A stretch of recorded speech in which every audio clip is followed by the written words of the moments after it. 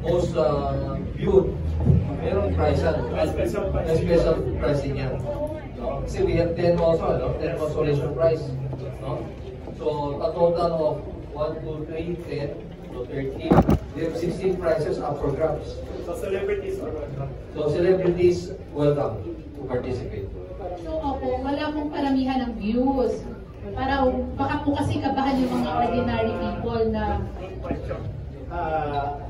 Yung paramihan ng view, hindi namin ginawa yun. Pero meron kaming SH impact.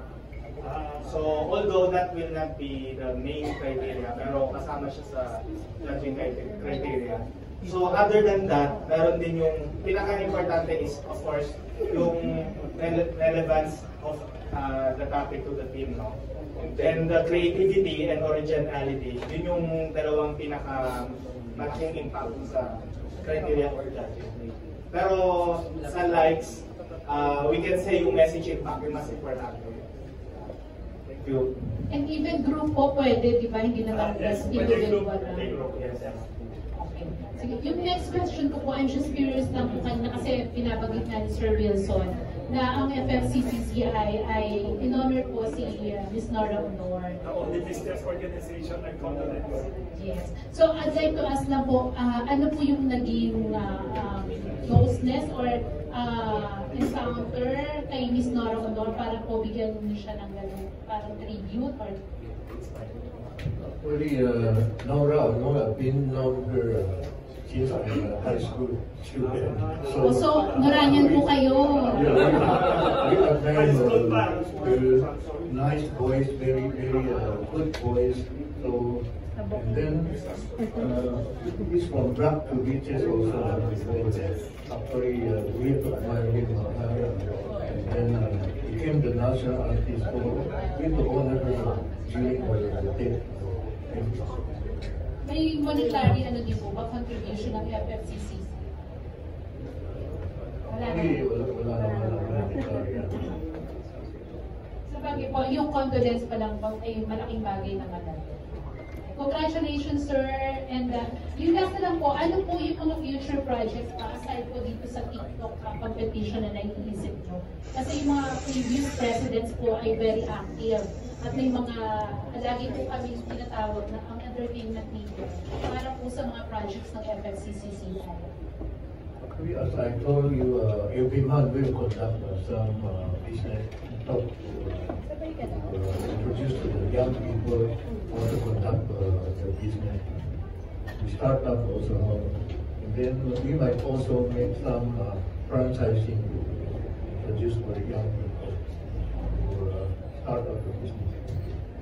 Wala po sa lineup ng mga plans niyo pag-produce any show or entertainment? Good suggestion, ha? Pwede pag-iaala ni Mr. Victor Lim. Good suggestion. Mr. Wilson Flores will be the one who will conduct I will bring the ideas to him. People. Good suggestion. Yan si Mr. Janice Nabida, sikat na editor ng Bulgar. Thank you. Editor and column. Thank you. Any other questions na gusto niyo tanungin? Huwag kayong mahiya. Any questions you'd like to ask? We'd like to acknowledge also an officer of FFCCCI of the Media Committee, Mr. William Lim Jr. Andito siya sa likod. Sa likod ni Jeff Lim. Thank you for coming. Yes, another question. Sir, na-mention nyo kanina yung relationship na participant. Yes. Yes. Ano po yung relationship na consanguinity? Yun not related dapat sa FFCCCI na yung main office ng FFCCCI. Kasi po sabi nila second degree. Yes, to anybody sa FFCCCI head office. Kasi may 170 chamber nationwide, yun pwede. Huwag lang yun sa head office sa Manila. Are we just talking of the officers or the rest of the members? Officers and employees and members. Actually, we can include the officers, Yes. the family of the officers. Even the family hindi pwede sumali. The third degree, of the third degree. Second degree. Now, my next question is, I would like to address this question. The newly elected president of the FCCC, how would you not differentiate your plans and leadership from the rest of the leadership before you? Ano daw, new ideas that you like, Paano nyo i-take mo, i-explain yung generation ngayon, being the president of the next 2 years? Actually, I already told you, every month we conduct some how to do business for the young people. Yan ay iba. And, I've been with the Federation for 30 years already. I learned a lot from the Federation, and then we have to move forward to gain some mileage for the new term. We have a very big, our team, a very, very strong team, consists of young people joining our Federation, like those young people there, Ian and other guys. So they have some new idea to move our Federation forward. Not only I alone can do all the project, but we need the young people to move on the new ideas for the goodness of the Federation. Thank you. Thank you, sir. Thank you. Tapos yung mga rules pala, ipapadala ni Kalisa sa Viber sa lahat. Pwede mo na ipadala pati yung poster. Yes. Editor ng Filipino Mirror. Susan Cameron. Ay sir, sabi niyo, magkakaroon kayo ng monthly na parang, para sa mga young people. Workshop for young people on business. Involved lang ba sir yung na-under ng Federation? How about naman yung mga, di ba kayo willing mag-impart naman ng mga tips niyo sa mga Filipino? Yun, to the Filipino public, to everyone. Yeah. Everyone can join the. Actually, I think on June we have a renewable energy talk about the solar panel and renewable energy, how to promote the green energy to our country. That's another project. Renewable energy naman. Tapos yung mga youth naman sa lahat ng tao. Sir, sana maano namin para may mga makajoin din. Yes. I-announce natin. Thank you, Ms. Susan Cameron, editor of Filipino Mirror newspaper.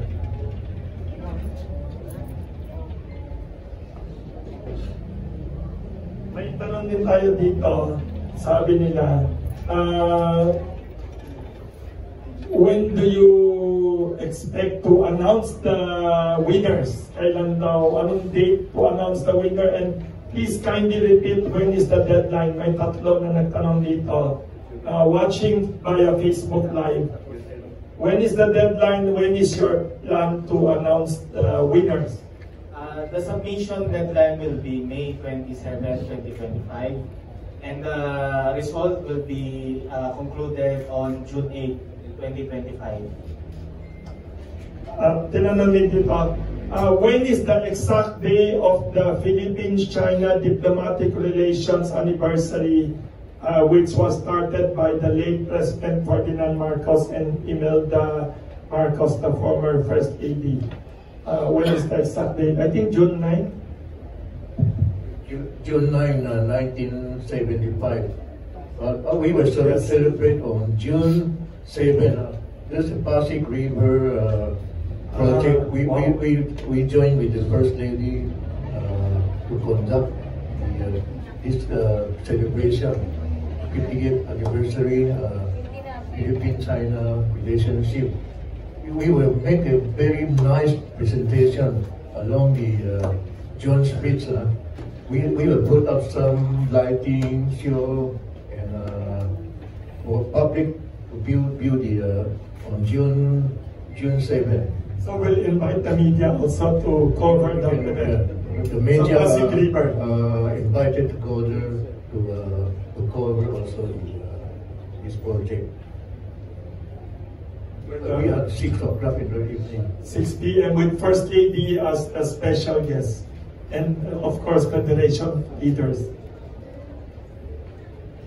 Well, yes. Yes. For soundbite lang po, sir, baka po pwede natin banggitin yung criteria po ng ating competition. The rules para bibigyan.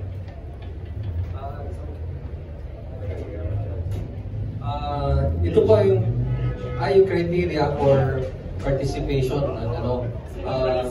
These are for open to all Filipino youth 18 to 35 years old. Tapos, ang criteria for judging is 30%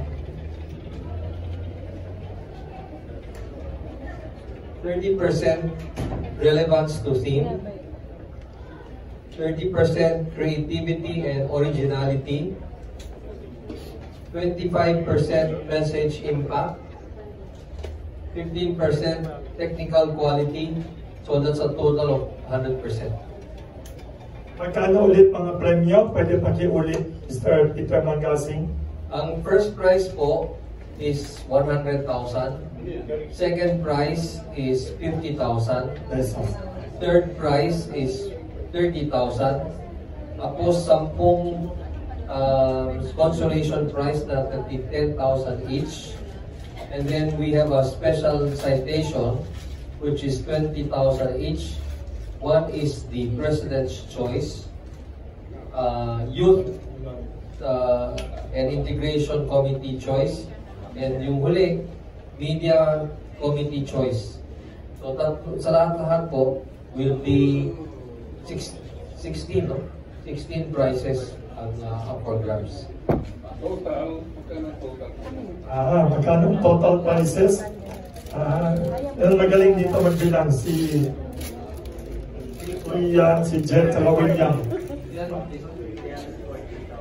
340,000 cash prizes alone. May mga pa tayo, diploma and trophy. So, sumali na daw lahat kayong mga kabataan dito sa kamag-anak ninyo, kaibigan ninyo. Yes, Professor Nestor Cortero, columnist of Manila Bulletin and columnist of Tempo, and UST journalism professor. Sir, I want to know, well, we want to know something about you. What is your business? I'm also a graduate of UST. I'm a chemical engineering. Oh, you were not my student. Way back, I was graduated way back 1972 pa. So, You were not yet born? no, you're not yet born. So you spent some time sabay po? Masabay? More or less. Wow! Actually, I was born here in the Philippines. I studied my high school in St. Stephen High School, and then my college at UST, BS Chemical Engineering. So my business was in paper in notebook manufacturing, Beko paper, yeah. And then right now we are also publishing the public school textbook. We are able to public school textbook. We are being accredited by one of the publishers in the textbook for the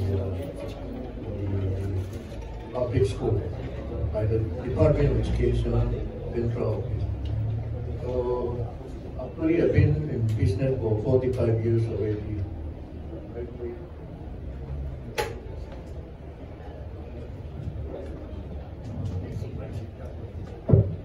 I'm with the Federation for already 30 years. I gained a lot of experience from our previous president. Right now, I became the president, but we have a very strong team. We have 17 committee in our organization. One of the active in the media committee, our youth and integration committee, our external committee,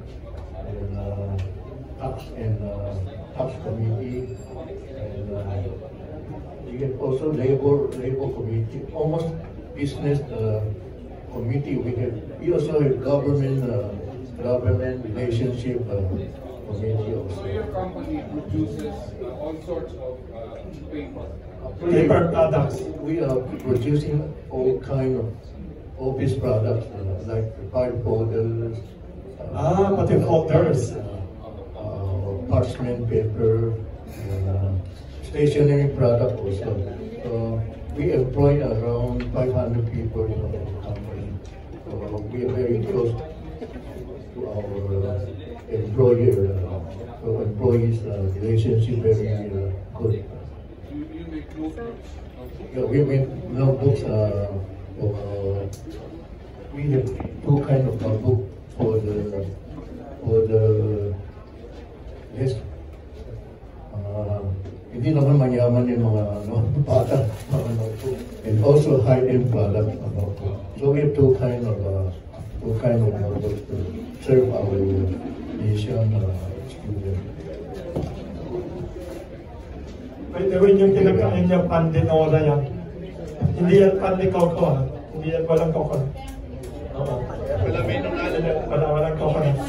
Pero may nunal. Tapos by the way, yung high-end na notebook ni Mr. Victor Lim, yan yung pinamigay natin last year din sa mga event ng Federation. Yung sobrang ganda yung papel. Tinanong ko kay Mr. Victor Lim, bakit ang ganda ng papel? Galing pa daw sa France yung paper. Sobrang ganda. Yan, sobrang mabago pa. Binigyan kayo noon ng event ng Federation. We'll send you more. Yes, papadala kami. We have three sizes, but this one is good for traveling. Like I think the media people can write down. We'll send you the big one. Yes, that is your Mr. Victor Lim. Feel free to ask questions. Ito first time nagsalita si Mr. Victor Lim to the meeting. Usually low-key siya. And to promote the good projects of Federation, he's here to help promote. Yes.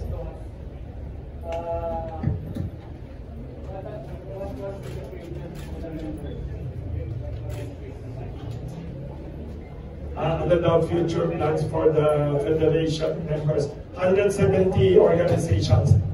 We consist of 170 business organizations nationwide, and our organization covers 12 regions from Apari up to Tawi-Tawi.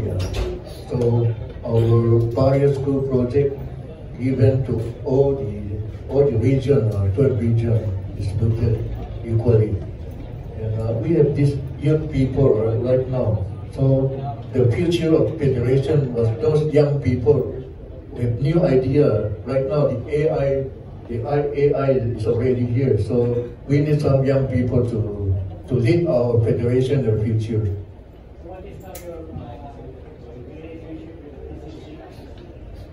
We have good relationship with PCCI. Every time we sponsor the induction also during the induction of the new set of officers of PCCI. Thank you very much. Kung may tanong pa kayo about yung TikTok, kung may kilala kayong young people, aside from writing about it, kung may kamag-anak kayo, kaibigan, join ninyo. Yun. Sir, can you tell us more about yourself and you married with a Filipino or sir? Right now, I'm a widower already. Actually, my wife passed away 15 years ago due to cancer. So, and a very good daughter. Some cancer awareness we have to do it because this cancer is really very bad for our people who suffer from cancer. Sabi niya, would you like to remarry daw? Sabi niya, you are young daw. Right now, I have some ex-girlfriend, not. Hala. Para artista si Mr. Victor, di ba? Ang tanong ng mga celebrities. Yes. Ay, may tanong sila. One last question po, sir. Sir, sorry po, hindi naman po sa pagiging pessimistic, no? Bilang kayo po ang bagong presidente ng FFCCI, gusto ko lang po sanang malaman kung baka po may mensahe kayo. Ano po kayong mensahe ninyo? Alam mo po natin, hindi po ligid sa ating kaalaman na mayroon pong tensyon sa pagitan ng Pilipinas at China. Kaugnay po doon sa dagat, no? Baka po, ano lang po yung ating mensahe? Actually, our organization are not now politics involved from our organization. We just want I think a peaceful settlement between the two countries, like Philippines and China. Hopefully there won't be a war.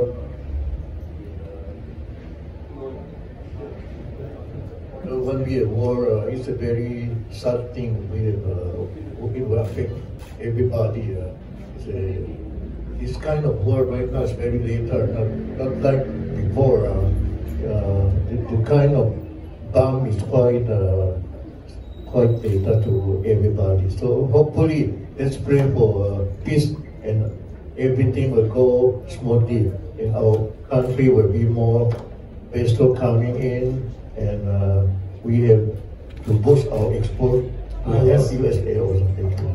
More export, more trade, more cooperation. But I'd like to add anything. Sabi ni Mr. Linden also, the reason ginawa ito is precisely to promote more the cooperation and the trade. Para ma-emphasize yung many positive stories between two countries. Yun ang one of the reasons. Kasi para ma-balance yung story with more good news. Don't forget to join, Don't forget to join. Maybe you have one or two more last questions. Huwag kayo mahiya.